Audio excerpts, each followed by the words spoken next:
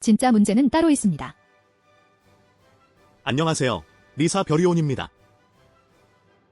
최근 미국 국채 10년물 금리 상승으로 빅테크 기업들의 자금 조달 비용 증가에 대한 우려가 커지고 있다는 뉴스가 화제인데요.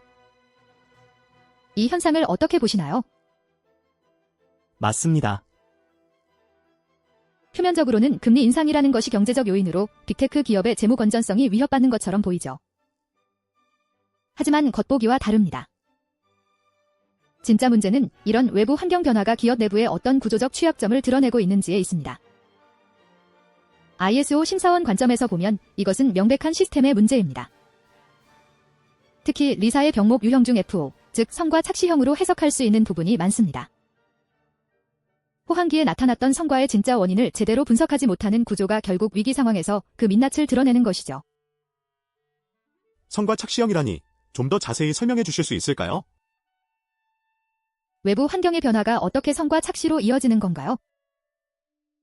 FO 성과 착시형은 조직이 외부 환경의 호조, 예를 들어 저금리, 특정 시장의 폭발적 성장 등을 내부 역량이나 혁신 덕분이라고 오인하는 경향을 말합니다. 빅테크 기업들이 지난 몇 년간 저금리 환경에서 값싼 자금으로 공격적인 투자와 성장을 할 수 있었던 것도 이와 무관하지 않습니다. 바로 그겁니다. 저금리 덕분에 낮은 비용으로 투자를 유치하고 사업을 확장하며 높은 성장을 기록했는데 이를 순전히 내부 기술력이나 비즈니스 모델의 우수성으로만 해석하는 거죠. ISO 9001의 조직과 상황 이해나 리스크 및 기회 관점에서 보면 외부 환경 요인이 성과에 미치는 영향력을 객관적으로 평가하고 그 변화 가능성을 미리 예측하여 전략에 반영해야 합니다. 그럼 금리 인상은 빅테크 기업들이 그동안 간과했던 구조적 리스크를 수면 위로 끌어올린 계기가 되겠군요. 단순히 비용 증가를 넘어선 더 큰 문제가 있을까요? 물론입니다. 외부 요인에 의한 성과를 내부 역량으로 착각하면 잘못된 의사결정으로 이어집니다. 예를 들어 지속 불가능한 성장률을 목표로 삼거나 불필요하게 공격적인 투자를 계속할 수 있습니다. 이는 자원 배분의 비효율성을 초래하고 결국 기업의 재무 건전성과 장기적인 경쟁력을 약화시킬 수 있습니다. 더 나아가 위기 상황에서 조직의 회복 탄력성이 현저히 떨어집니다. 금리 인상처럼 외부 환경이 급변했을 때 성과가 급감하면 조직은 그 원인을 내부에서 찾기보다 외부 탓으로만 돌리게 됩니다. 근본적인 구조 개선의 기회를 놓치게 되는 것이죠. ISO 9001의 경영 검토는 경영진이 성과 데이터를 기반으로 조직의 전략 방향을 주기적으로 재검토하고 필요한 경우 변경하도록 요구합니다. 그렇다면 제조업 현장에서도 이런 성과 착시형 병목이 빈번하게 발생할 수 있겠네요? 네, 아주 흔합니다. 특정 산업군이 호황을 맞거나 정부 정책 지원을 받을 때 기업들이 급격한 성장을 경험하곤 합니다. 예를 들어 전기차 부품 제조사가 정부 보조금과 시장 확대 덕분에 매출이 급증하면 이를 자신들의 혁신적인 기술력이나 독보적인 시장 지배력 때문이라고만 생각하는 경우가 있습니다. 그러다 보조금이 줄거나 시장 경쟁이 심화되면 갑자기 실적이 급락하고 당황하게 됩니다.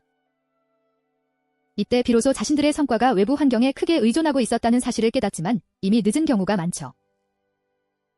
이처럼 성과의 원인을 객관적으로 분석하고 경영 검토에 반영하는 구조가 부재하면 언제든 FO성과 착시형 병목에 빠질 수 있습니다. 그럼 이런 성과 착시형 병목을 해결하기 위해 조직은 어떤 노력을 해야 할까요? 가장 중요한 것은 성과 분석 시 내부 역량과 외부 환경 요인을 명확히 구분하는 것입니다. 어떤 성과가 우리 회사의 핵심 기술, 효율적인 프로세스, 우수한 인재 덕분인지 아니면 시장의 전반적인 성장, 경쟁 완화, 정부 지원 등 외부 요인 덕분인지 객관적인 증거를 가지고 분석해야 합니다. ISO 9001 9.1.3 분석 및 평가 조항이 바로 이런 점을 강조합니다. 성과 데이터를 분석할 때는 반드시 외부 요인까지 함께 고려해야 합니다. 그리고 이러한 분석 결과를 바탕으로 리스크 및 기회 평가를 지속적으로 수행하고 전략 수립 및 자원 배분에 반영해야 합니다. 단순히 매출이 늘었다고 좋아할 게 아니라 그 매출이 왜 늘었는지 깊이 있게 들여다보는 구조가 필요하다는 말씀이시군요. 맞습니다. 눈앞의 성과에 도취되어 그 원인을 잘못 해석하면 결국 위기 상황에서 큰 대가를 치르게 됩니다. 호황이 영원할 것이라는 착각에서 벗어나 미래의 불확실성에 대비하는 회복 탄력성 있는 조직을 만드는 것이 핵심입니다.